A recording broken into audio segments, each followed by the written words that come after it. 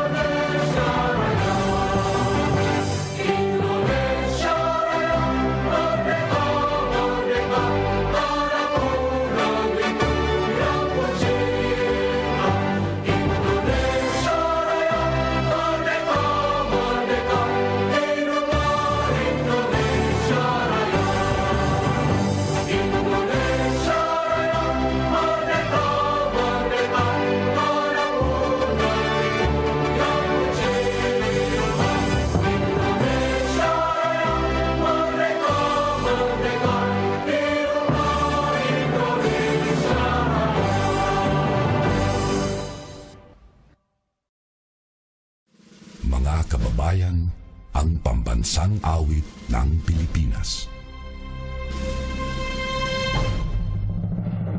Kayang magiliw, kailasan silanganan, alam ng puso, sa titik mo'y buhay.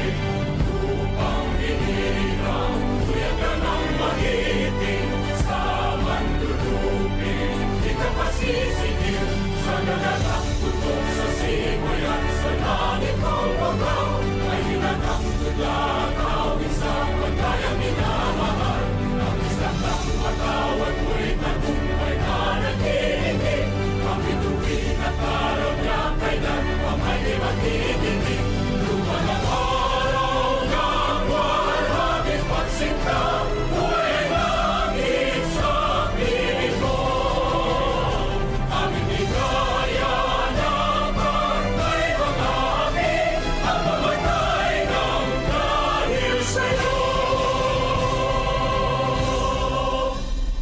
Please be seated. Next, we will start our opening remarks. First, we kindly invite Dr. Hoylor Anwar as our Director of International Office. The time is yours.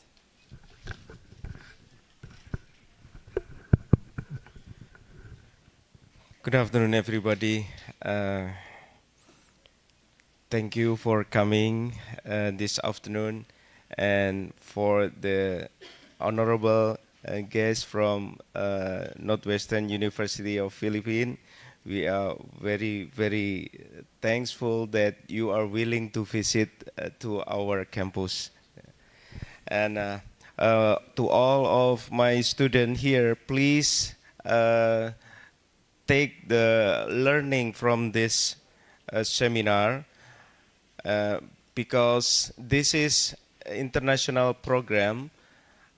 Take the benefit of the internationalization.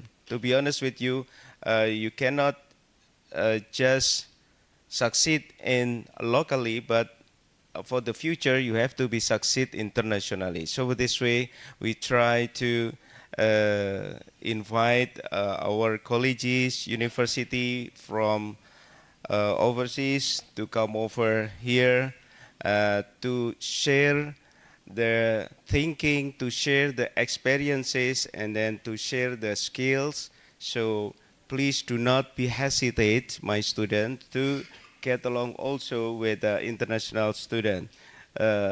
Since we are not English-speaking country, so you have to train your ability in communicate in the communication of English, and the student from Philippines, you are lucky, because you are practicing English every day over there. So yeah, for our student, for my student here in the UAI, this is a good lesson that we are in the environment, in the international environment.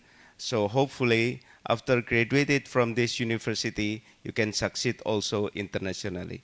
Thank you very much for the remarks this afternoon. Thank you.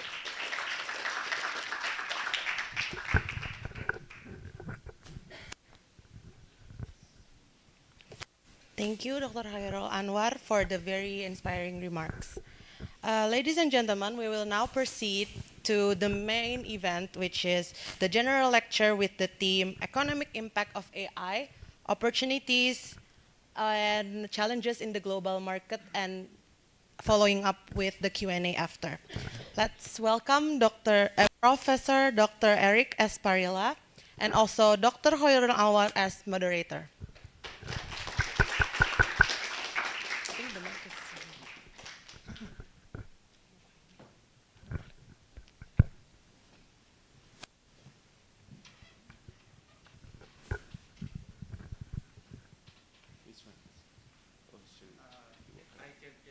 Okay.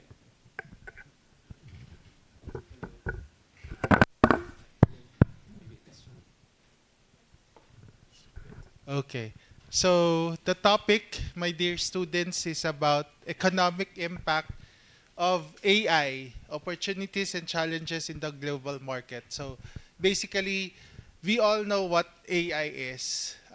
And for us educators, moms and sirs, AI is becoming a threat, maybe, for us because we have seen the effect of AI, especially for me because I teach research. So basically, the research outputs of some of my students are AI based. Unfortunately, um, unfortunately, many students right now are asking the help of AI in finishing instantly. Let me emphasize that instantly their outputs, especially in research, and that attitude or that action is quite alarming for us, faculty members and educators, because what we wanted is the authenticity of your answers, the creativity that we want to get from you, the originality that we want from you, from your outputs. You are learning not just to have outputs. You are learning because we wanted you to be creative, to survive in the real world. And in the real world right now, there is no assistance coming from a robot. There is no assistance coming from the mind of artificial intelligence. In real world, what they do is the authenticity or the originality of your outputs. That's why AI, I believe, is quite a threat for us.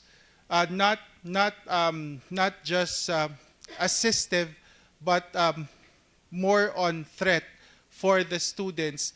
Because I've noticed, sorry to say, I've noticed that in some of my students, they don't have the discipline of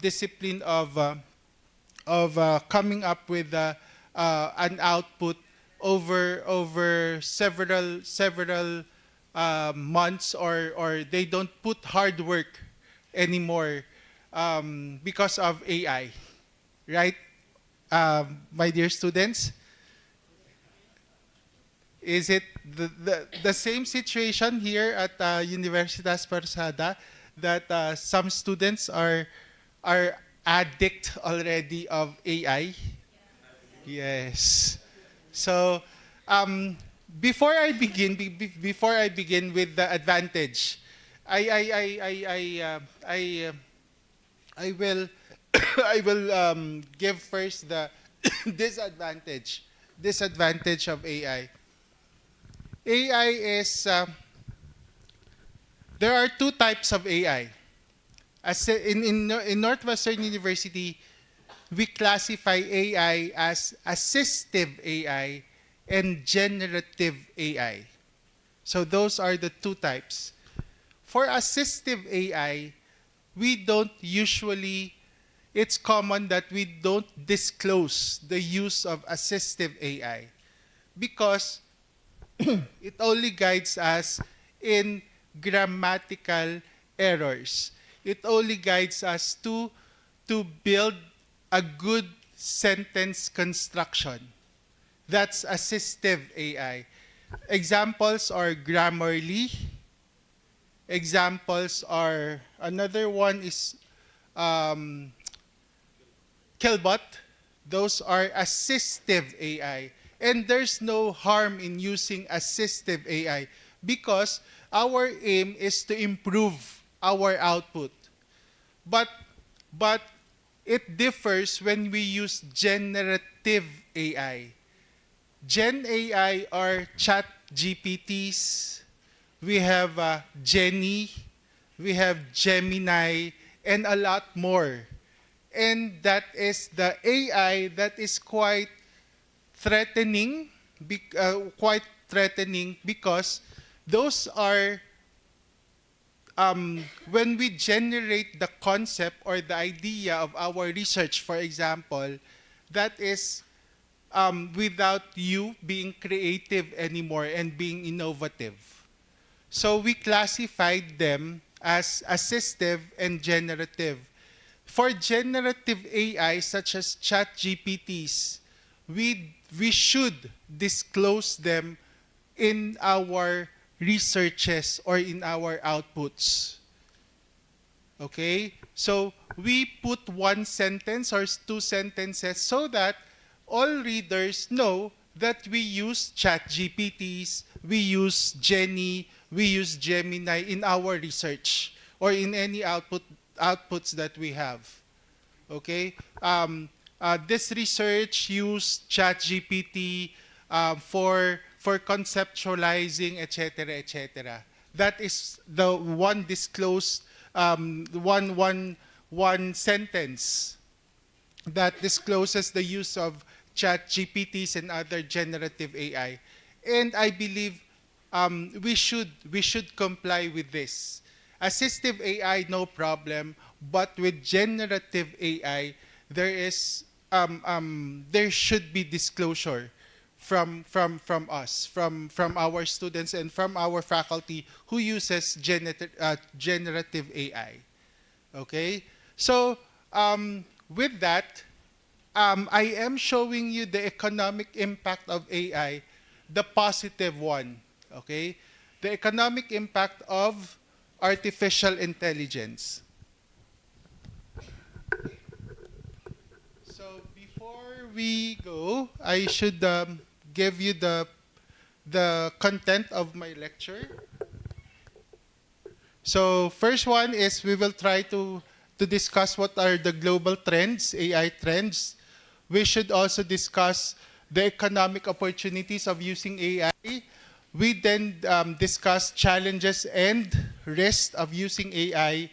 Some sector cases in agriculture, in health industries, how they use AI and what is the economic impact of that, and some policy recommendation for us. not to abuse the generative AI. Because right now, what the situation is, some of us abused the use of generative AI. And lastly, some strategic implications of using AI.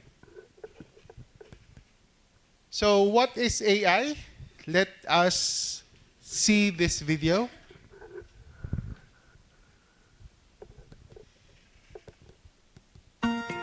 You've probably heard a lot about AI recently, but what is it There's really? no sound, sir. AI, or artificial intelligence, is when we teach computers how to do things that usually require Can we... Sorry. Can we... You've probably heard a lot about AI recently, but what is it really? AI, or artificial intelligence, is when we teach computers how to do things that usually require human intelligence, like identifying an object, understanding human speech, and even talking. But how do you teach a computer to learn and think? Well, it's kind of like when you train a pet to do tricks. Think of AI as a robot dog that you're training to fetch a toy. At first, your robot dog might not even know what a dog toy is, so that's the first thing you need to teach it. You show it lots of pictures of dog toys so that it learns to recognize them quickly and easily. It might make some mistakes at first, but with each correct answer, it gets a reward. Over time, the dog's recognition improves, the same way you improve at any task the more you do it. And once the robot dog gets really good at recognizing what a dog toy is, you can move on to teaching it the next step of playing fetch, running after the toy and bringing it back to you. This is basic AI, which learns by analyzing lots of data, in this case, pictures of dog toys and how to play fetch. But there's something even more complex, called generative AI, which is more like a creative robot that can improvise when it comes to making art or writing. Unlike the robot dog, the creative robot learns from everything on the internet. Videos, text, photos, you name it. When you ask it a question or give a hint, it uses what it has learned from the internet to create new things, like answers, stories, or even pictures. But here's the catch. That creative robot can sometimes make mistakes, and it doesn't know the difference between good and bad. It doesn't know if what it creates is helpful or hurtful. It can't always tell facts from fiction, or know where its information comes from. It might even use someone's work without crediting them. It just sucks up all the random or not so random information that's floating out there on the internet. That's why we, as humans, have to think hard and be critical about the information we receive from AI. We have to know what it does well and what it doesn't do well. As we use generative AI in our lives, remember that we have to be smart and responsible with how we use it. Okay, so that is AI. Actually, it's like machine learning and AI are the same technically. So you're just learning that the machine learns all the things that he knows via the internet. So what we do as human beings is should be more critical in using AI, because the Gen AI doesn't show what is good and what is bad.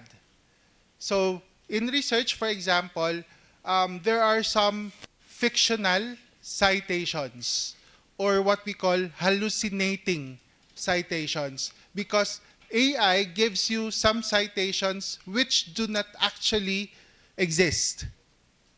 Okay, so that's very dangerous as a researcher.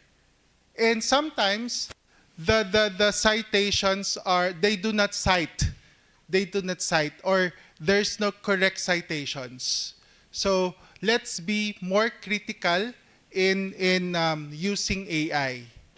Okay, so the human being are there just to have the critical thinking.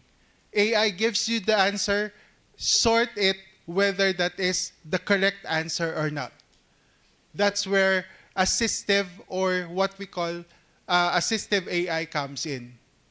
Okay? So, not all the information that AI gives you, not all are correct. Okay? Be very critical in using the answers that AI generates. So, to define AI, it refers to advanced computational system capable of performing tasks traditionally requiring human cognitive abilities. So it gives answers. Who uses AI here? Let me see the hands. Let's be honest. Let's be honest. So it gives you answers, right? And it helps a lot. Okay? However, be very critical what is the right answer and what is the wrong answer, especially in citations. Okay? So it is a advanced computational system. These systems mimic human intelligence through complex algorithms and data processing, enabling them to engage in sophisticated learning processes such as they can solve math in seconds. The complex math problems in seconds. You just take picture at the board and after 5 seconds, it gives you the answer. Apply reasonings to solve problems. You can actually ask what are the implications of these answers, and it gives you the implications or the reasoning, and it also understand and generate human language. For example, the language is in Bahasa. He can translate it immediately in English if you want. That is how advanced our AI is, and make informed decision. Make informed decision, which means that it replaces our critical thinking ability. And AI identifies intricate patterns to vast data set or big data, what we call big data. Okay? So that is artificial intelligence. As I've said, assistive AI and generative AI. Assistive AI, we have a lot of assistive AI. We have Killbot, we have also what we call Grammarly. These are examples. And generative AI, Jenny, Gemini. We also have ChatGPT, the most famous. Okay? So it is actually, AI is the core or the focus of the fourth and the fifth industrial revolution. Okay? Because it accelerates productivity. As I've said, it answers questions in just seconds of your time. Before, we solve math problems in about 1 hour, but right now, seconds. So it boosts our productivity, and that is good if we handle it correctly. And also, it reshapes industries. AI reshapes tourism industry. It reshapes our hospitality and tourism. It reshapes our health industry because of AI. There are advanced applications that health industry do that without the help of AI, it's not possible. And lastly, AI shifts global power. Okay? And maybe you are asking, why is there a rise in generative AI? Because it expanded creativity. Generative AI plus your critical thinking is creativity.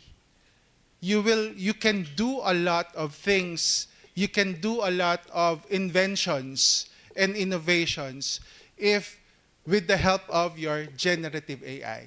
That is the good thing. But again, if there is careful management of generative AI.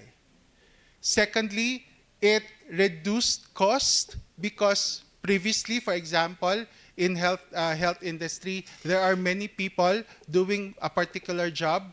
Right now, because of AI, few people. You can employ only few people. So it dramatically reduced operational cost.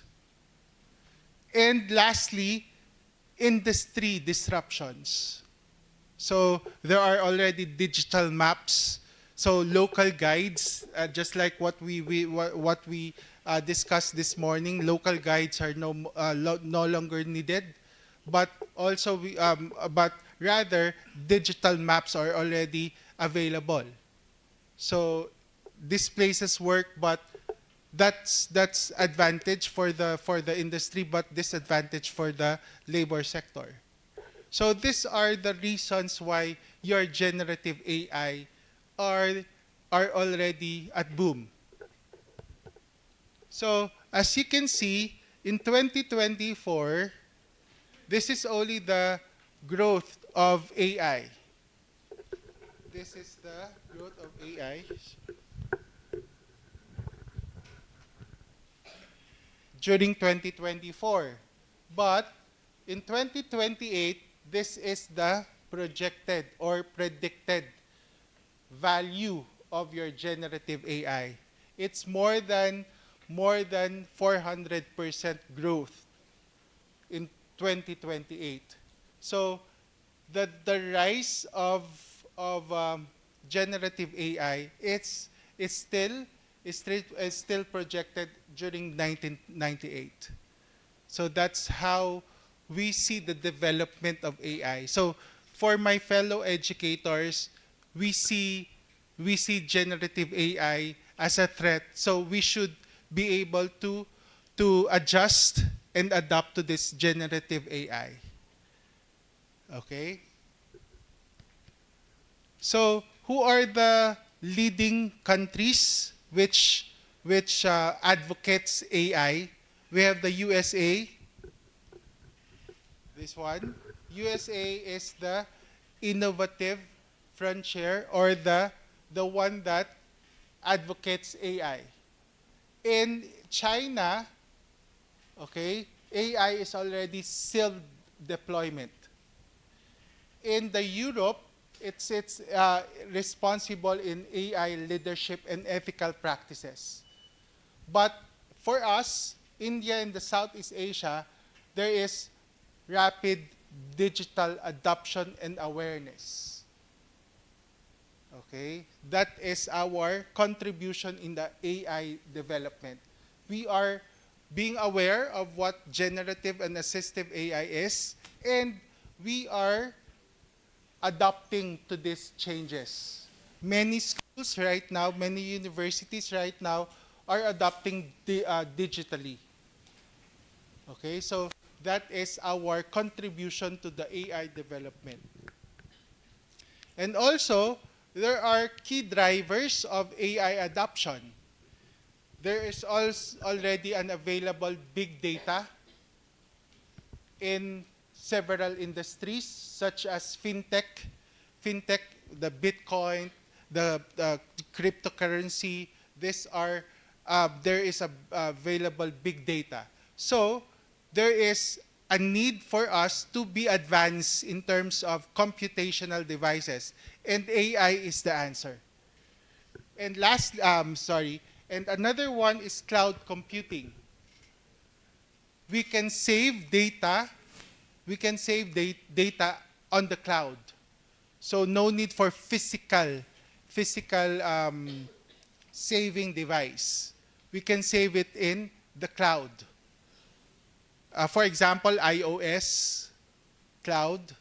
And we also have improved algorithms, improved coding, advanced coding. Right now, I'm finishing my business analytics, and one of my subject is advanced algorithms.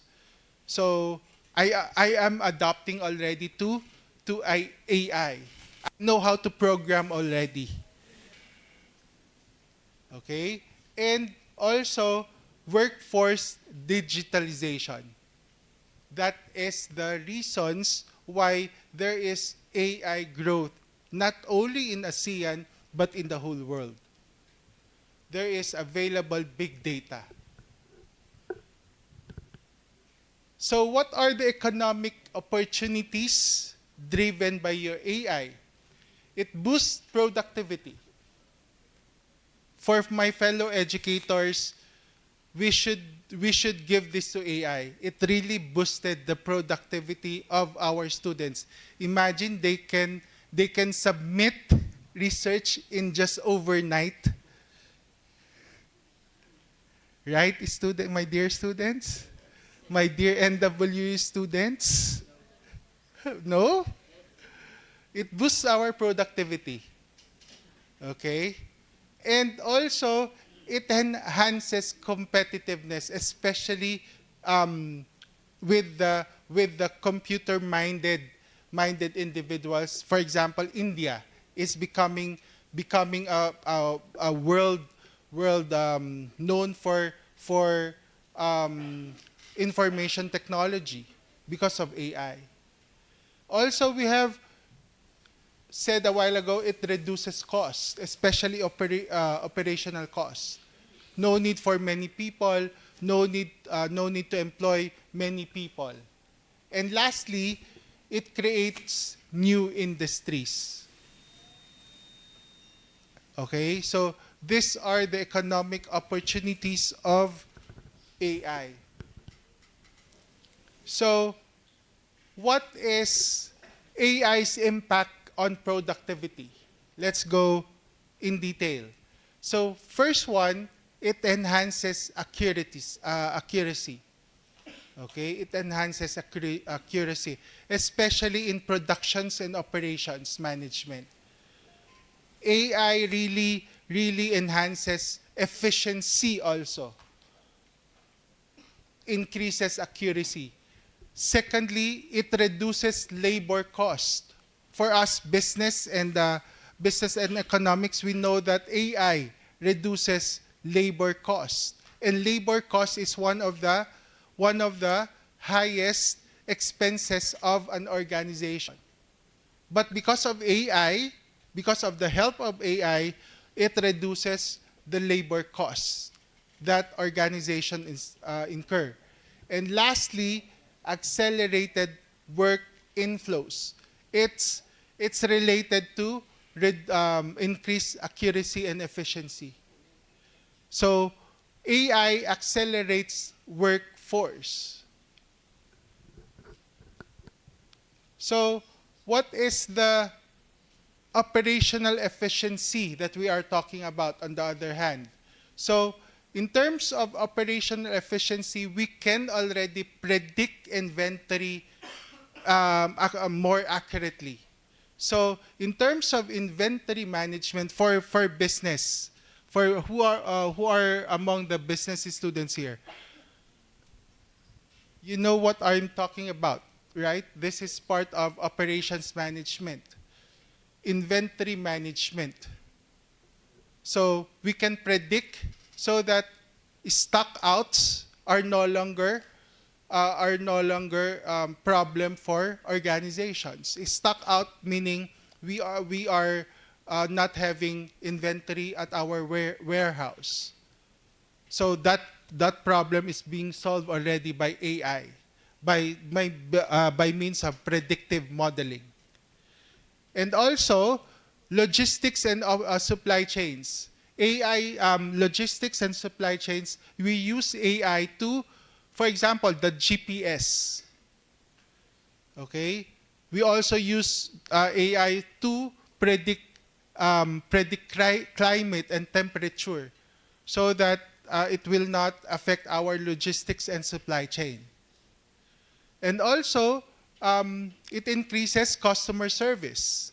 AI increases customer service because AI analyzes what we call for example, in your social media, AI analyzes your social media footprint.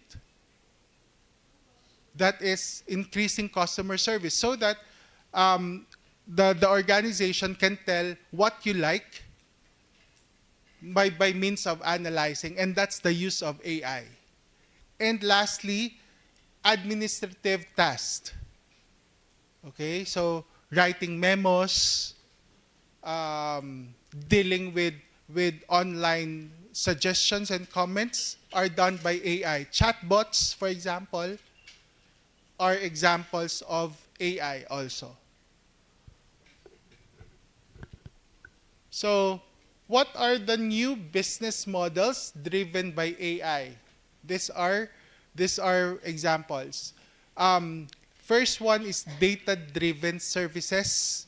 Just like what I said, your algorithms in your Facebook accounts, in your social media accounts are being analyzed so that they know what advertisements to show you.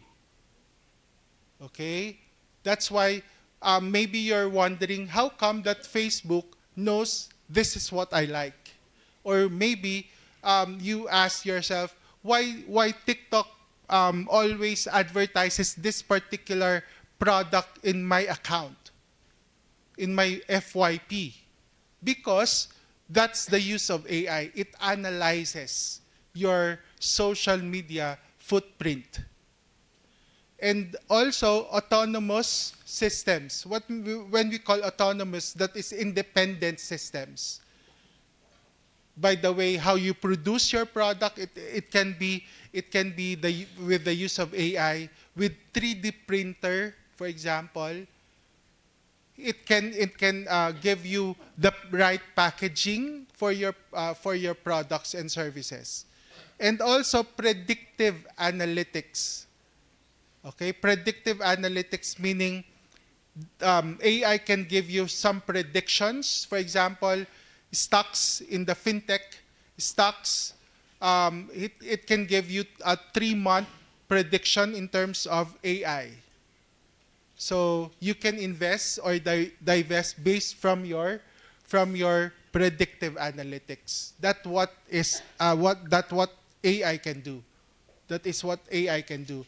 And lastly, AI native startups, meaning the industries or the businesses that we can do with the use of AI. So these are all new business models driven by your artificial intelligence. The advantage is there, my dear students. Really, when we use AI, it's advantageous. But for us, still learning, I believe my suggestion for us is to limit with the use of Gen AI. But for industries, AI is very, very advantageous. But for us students, I believe AI is more of a threat than of an advantage. Because it limits your creativity. It limits your critical thinking. But for organizations and for businesses, it has a lot of advantages. So it is a catalyst for innovation, meaning it helps in the innovation. So first one is rapid prototyping. You can actually ask AI the prototype of your products or of your service with the use of AI. And also it simulates and it gives you models. It gives you models. And lastly, it optimizes the process and the research and development. It accelerates the process of your research and development. So basically, AI is a catalyst for innovation. So what are the created jobs because of this artificial intelligence? First one is data scientist. For those for those students who are getting business, you should also have a credential or micro-credential in business analytics. Because that's the in thing right now. Data scientist, AI engineers, the information and technology people, the AI engineers are in demand right now. So you might as well learn how to code using Python, using different different languages, using SQL for those engineers, because that's the in thing right now. And also we have cybersecurity experts because of data privacy and because of this cybersecurity threats. This is an in-demand job right now. And lastly, the digital ethicist, which means that these are the people who looks after the integrity of the data you are submitting. Okay, so these are the jobs being created by AI. These jobs are not present 5 years ago, but right now these are the in-demand jobs in the market. So you might as well consider them and part of your micro credentialing. For example, the data scientist, you should have Python as a language. You should learn how to use the Python. You should know how to use the SQL. You should know how to use your Power BI when presenting. Not only Canva, not only PowerPoint. Okay? So these are the job created by AI. So we need upskilling. Students needs upskilling. Not only prompting the AI, not only learning how to prompt correctly. You should learn for example, Python, you should learn SQL, you should learn R. These are the skills that is necessary for the upskilling of AI. Not only prompt engineering, but you have micro-credentials already in prompt engineering.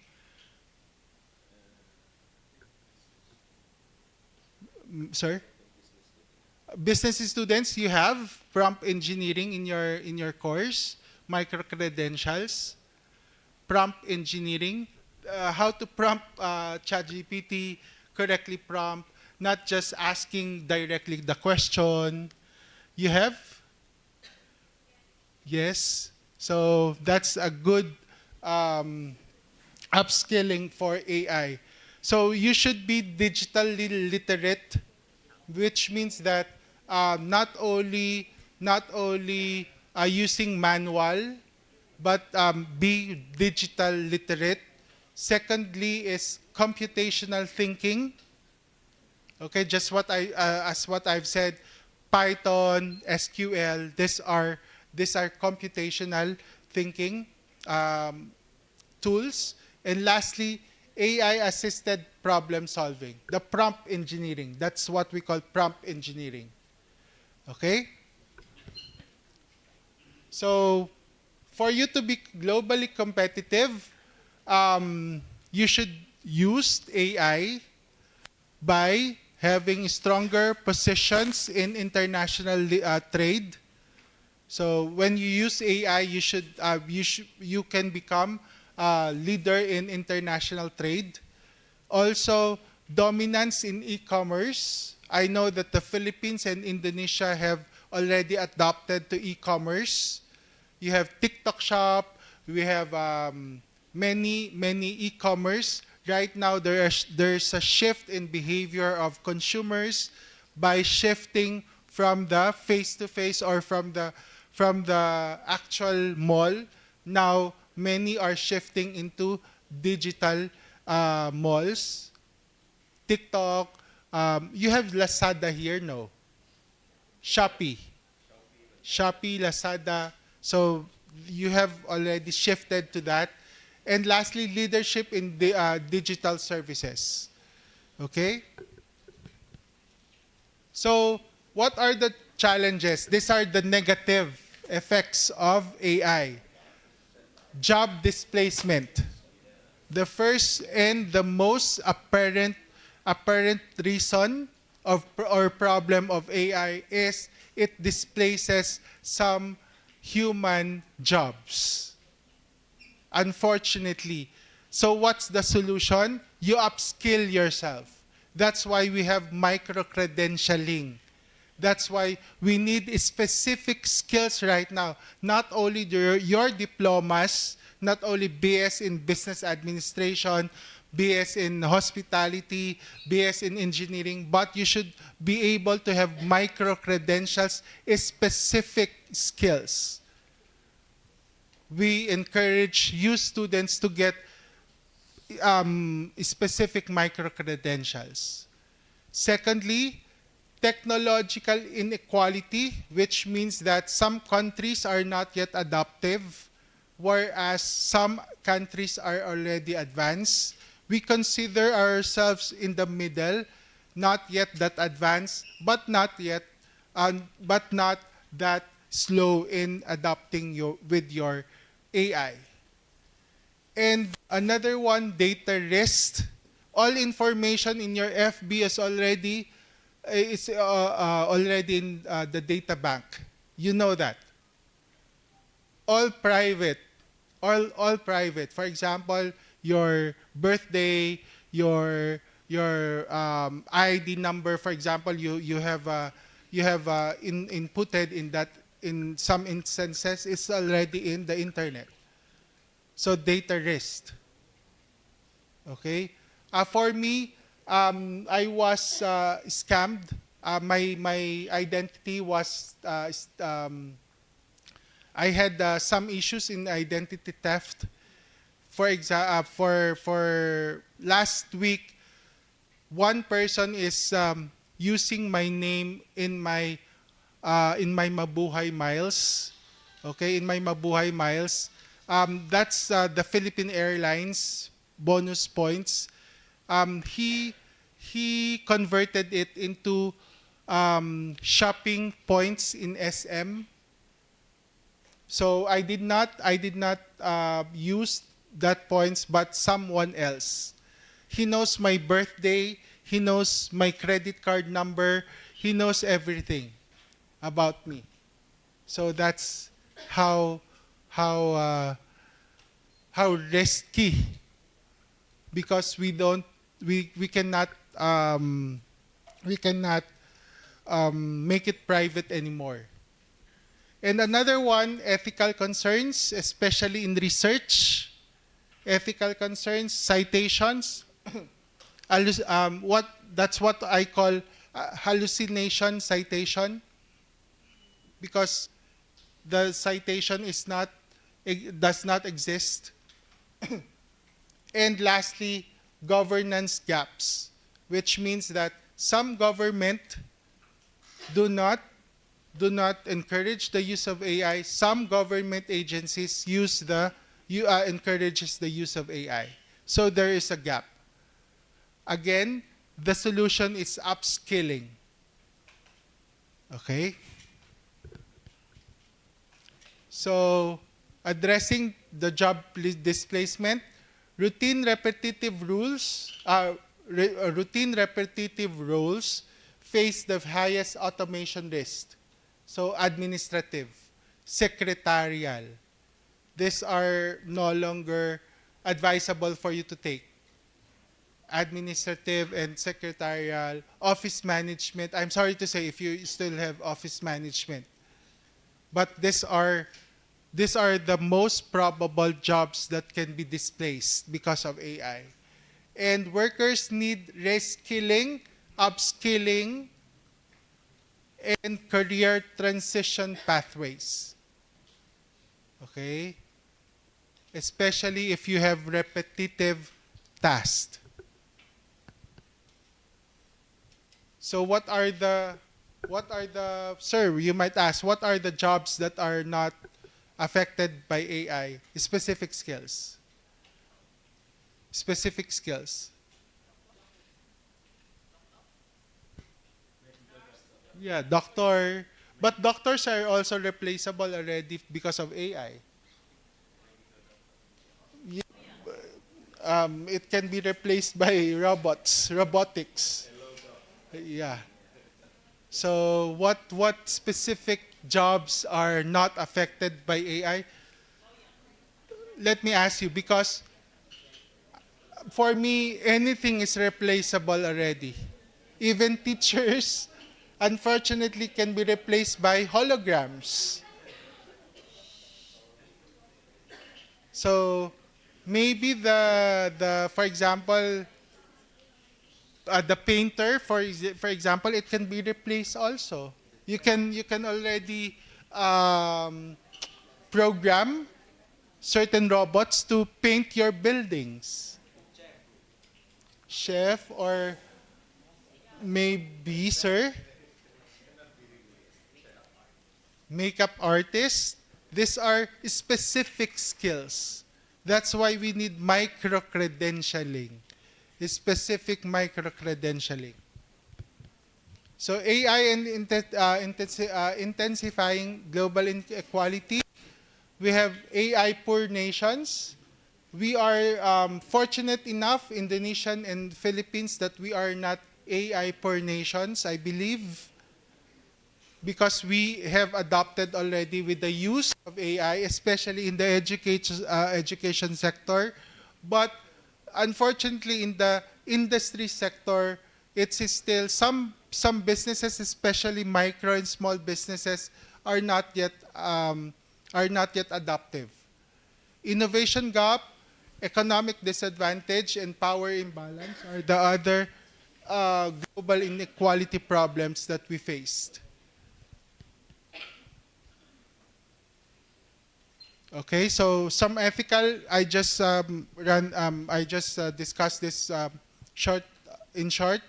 Algorithmic bias, fairness issues, because for example, does not cite correctly, surveillance misuse, and unintended consequences. So these are the ethical concerns. Okay, so there is a double-edged sword. There is advantage and there is disadvantage. The advantage is more of economic, but the disadvantage is more of ethical. So my question is, so is AI advantageous or disadvantageous after listening to my lecture? May I ask you this? As students of the Philippines and of Indonesia, is AI advantageous or disadvantageous?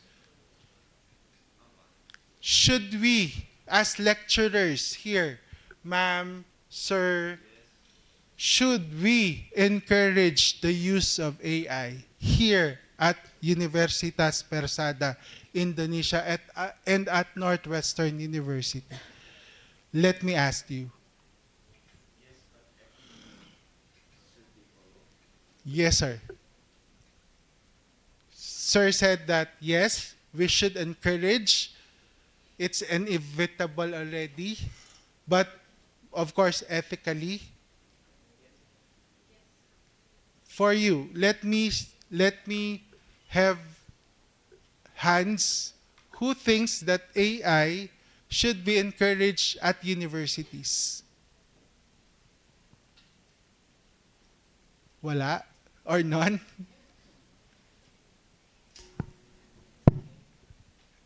Ma'am Divi said yes. How about the students? I want to see the students. Should we encourage the use of AI? Because right now I'm drafting a policy in AI in our university. Yeah, how's the student? Gimana? Kira-kira. Should we encourage? Should we teach you how to use AI properly? Yes. Because it's very inevitable, or we can no longer hide the advantages of AI. So as what Sir said a while ago, yes, we should encourage them, but ethically. So, how will we define the use of AI ethically, sir? That's the next question. How do we use AI ethically? As I've said, you should prompt your readers that you used AI. One sentence or two sentences in your research or in your outputs should be placed and recognize the use of AI. Okay, because it's really inevitable right now. Even though how we discourages you, we know that you are still using AI. So use it ethically. Okay? I think these are examples, but with the time, I think I don't have any time anymore. So I'll just give you the PowerPoint, and then Ma'am Diwi, I will just forward the PowerPoint. With that, my concluding statement is this one. With the use of AI, there's a massive opportunities, but being user of AI, you should use it with critical thinking. That's number one. Okay? And of course, the triad of success is being innovative, being regulated, and being educated. So innovation, regulation, and education are the triad of success with the use of artificial intelligence. With that, I thank you very much.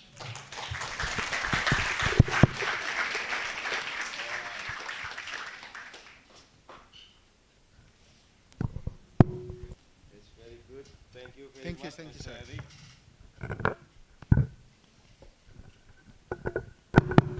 Yeah, thank you very much. It's very good presentation from Professor Eric.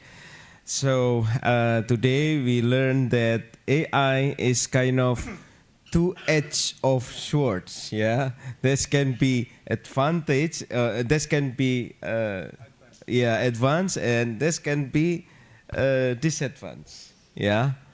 So based on suggestion of Prof. Eric that we have to do, or we may use AI, what we call ethically, or we have to be full of responsibility. Yeah, I have experience when I asked some professor, Mr. Eric, hey, is it prohibited using AI in Islam religion? Is that haram? Yeah, haram mean prohibited, and they said, no. Take a look. Whenever calculator, and the first time the calculator came in, yeah, is it helpful or not? And I said, yes, it is helpful. Yes, because you know already calculation. So the calculator is helping you in speed up your duty, your work, and everything. But let's say the calculator is given to the kids that is still learning calculation. This is dangerous. That means will discourage of the logical thinking. So maybe we can learn from Mr. Eric, and the message of Mr. Eric just like that, ya. So ada dua sisi, ya. Ada bisa untuk kebaikan, bisa untuk yang tidak baik, ya. So as we know that Mr. Eric said that economical impact, and then also the global power right now is using AI. So maybe the war over there far away from here is using AI also maybe, but do not follow the war like that. But let's use AI for our purposes of learning. And the most important thing again is generative AI generative AI can encourage the creativity. Yeah. So even though we are using AI, but please do not lose your creativity. Yeah. My son said, please occupy AI. Please do not be occupied by AI. That means AI will make you lazy, make you uncreative. So I think it's good because my son is also alumni of IT. So yes, using, to be honest with you, Mr. Eric, my son using Python and the database is MySQL. He use AI a lot. I give because he work in my office in a public accounting firm, and I use the project, and then he do real quick by Python, and also the database is MySQL, and then they do real quick. And he said, before I'm using AI, maybe I take 1 month for doing so, but right now even 3 days is done. Yeah, finished. So this is my experience as I can share here. All right, thank you very much. So maybe from my dear student, if any question, you may raise your question. Please do not be hesitate to, okay.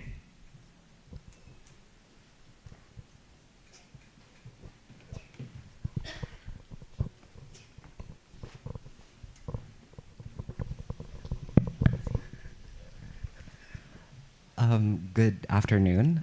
If I'd like to introduce myself, my name is Kif Mikael Zakaria Aretusa. Kif Mikael Zakaria Aretusa. What we call you? Kif. You can call me Kif, yes. I'm from Faculty of Psychology. I would like to bring more attention to a different kind of impact. Generative AI usually has an impact on the environment as well, because we already talked about the impact on job displacement, on critical thinking skills, economics, and accuracy of information. I'm not sure if you've heard, but many or maybe even most AI data centers use clean water for cooling the said data centers. They are taking clean water that can be used to drink, to shower, and other uses that the people who live around the data centers can use and are currently losing clean water. The clean water that is being used is destroying the environment around the data centers. So my question is, if we are still planning to use AI in the future, what about those who live around the data centers, and how do we restore the environment that has been ruined by the AI usage? Thank you. Yeah. Thank you, Kif, for that. That's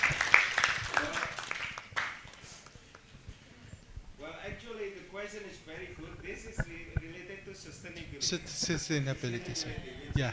We do not forget about Environment. Yeah. about the People and also planet. This is Yeah. very good question. Yeah. Okay, Mr. I think that is a valid question. I have already actually read some articles about that in CNN, particularly in CNN in Business Asia. So what we can do, it's like other companies, they should be able to have a corporate social responsibility or shift into social entrepreneurship, because by becoming a social entrepreneurship, you have a social mission, and I believe that social mission can be environment. So we should stop those data centers that uses clean water.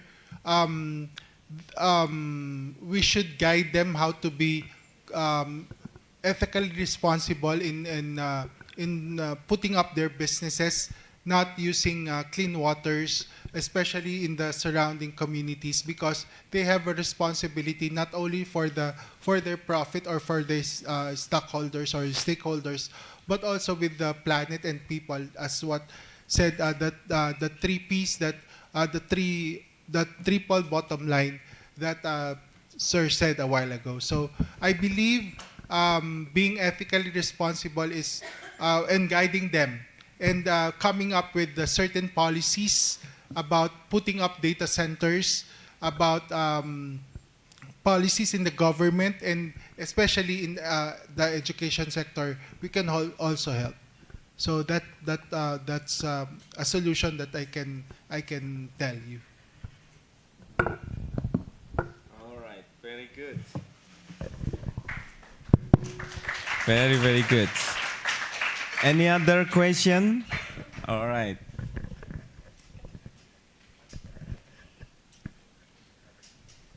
Good afternoon, sir. My name is Nur Shifa Al Zahra. I'm from Faculty of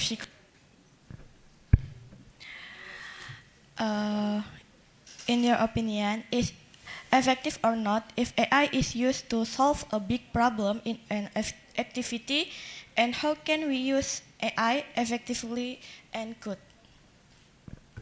Can you repeat that question again? Ethically, Sorry. I believe. Ethically and good. Is it effective or not if AI is used to solve a big problem in an activity, and how can we use AI effectively and good? Yeah. So I think. Thank you, sir. Thank you. What's your name again? Norsifa. So as I've said, AI learns through the internet. So using AI plus your critical thinking, that's where human beings enter the situation. Using AI just to facilitate and hasten the process, but with the use of your critical thinking as human person, that's the right formula for you to be able to use AI in big problems or big decisions that you make. You should not rely too much or 100% on what AI gives you, but you should also rely on your critical thinking as human being, because human beings are, again, have that intelligence to see whether the solution that was given by, or the options that was given by the AI are correct or not. So human critical thinking and your AI is the right solution or the right formula for you to use AI in big data problem. What's the next question again? Sorry. Ethically. Effectively. So again, the human critical thinking. Your brains should always be on top. As what said Sir, as what Sir said a while ago, you should occupy AI, not AI occupying you. That means that you should put your intelligence on top. You should be the one deciding. Let AI give you the options, but you should be deciding what is the best option.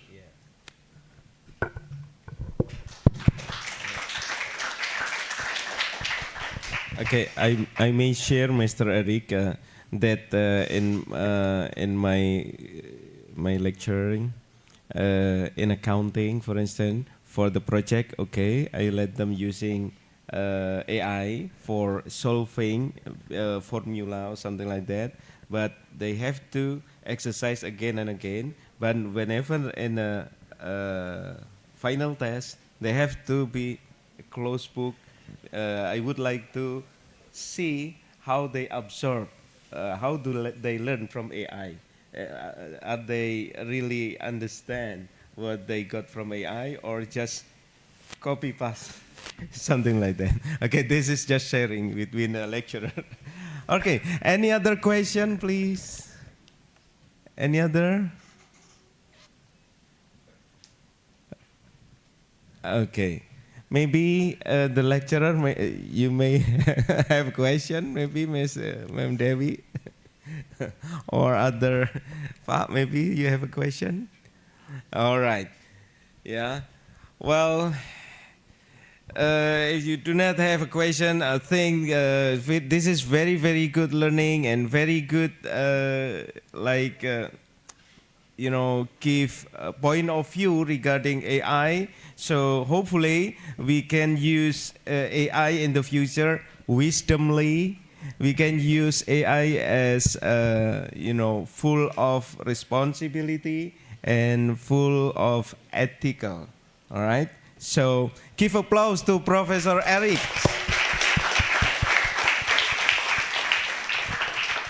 Mr. Eric, would you like to give a special closing remark or something? Again, we don't discourage the use of AI. In Northwestern University, we actually encourages them. You can ask my students. I always say that you can use AI, but please, when you submit the research, it's always know the content of your research or of your output so that you can claim that even though you use assistive or generative AI, you can claim still that that's your output, that's based from your creativity, and you use your critical thinking whether that option that AI gave you is correct or not. So we encourage AI, the use of AI, but do it responsibly and ethically. Wisdomly also. All right, thank you. Thank you. Thank you, Prof. Eric and Dr. Khairul Anwar. Next is our certificate giving ceremony to Prof. Eric will be given by Dr. Khairul Anwar. Dr. Khairul Anwar, Pak. Please stand in front of the...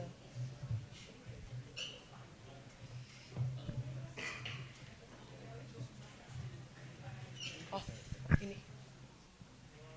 Mbak foto juga.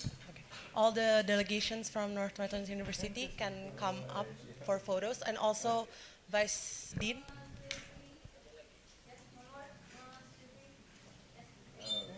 Okay. Next, for the students, we'll be giving out the certificate, also delegations from Northwestern University. Siapa, Mbak?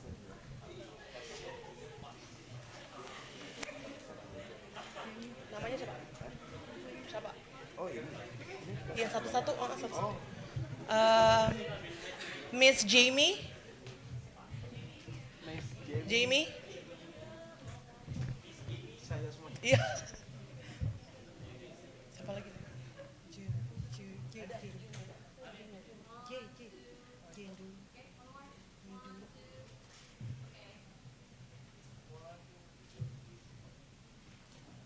Okay. Right. Bells. JN. Mr. JN. Okay. You speak like my son. Oh, beda.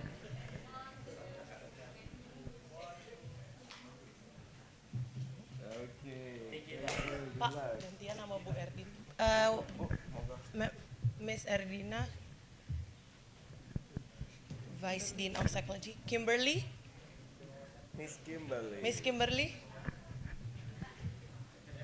Ya, Ayo. Gak. satu-satu kan. Pak, abis ini Bapak ya. Pak. Sekali-sekali. Mr. Amwell.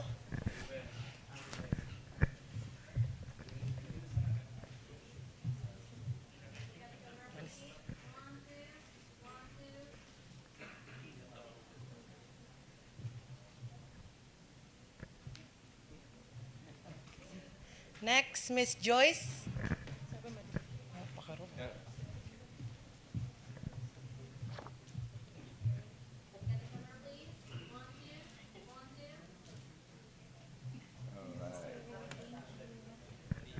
Mr. Lester.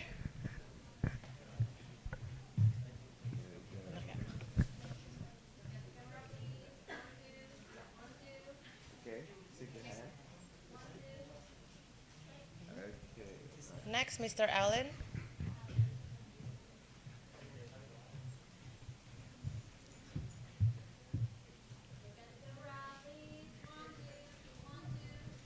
shake the hand. Okay, good luck. Prof. Rommel. Oh.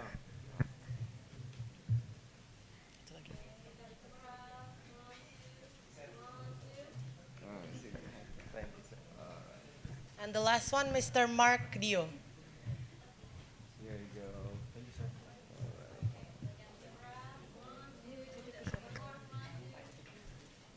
And can you please together take photos in front from the Okay, let's students, take a delegations, picture and together vice here. deans? Pa-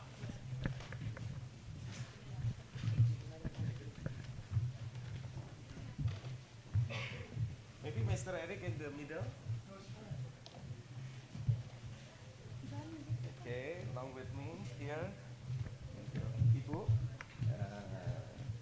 Bapak boleh. Okay. Some of student in the right side.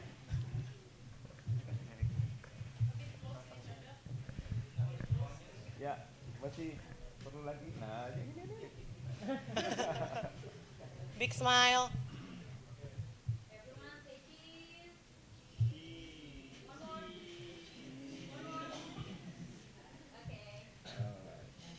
From the other side to the audience. Here you go. This side. Bu- Dan studentnya berdiri apa enggak? Yeah, you can stand up, guys.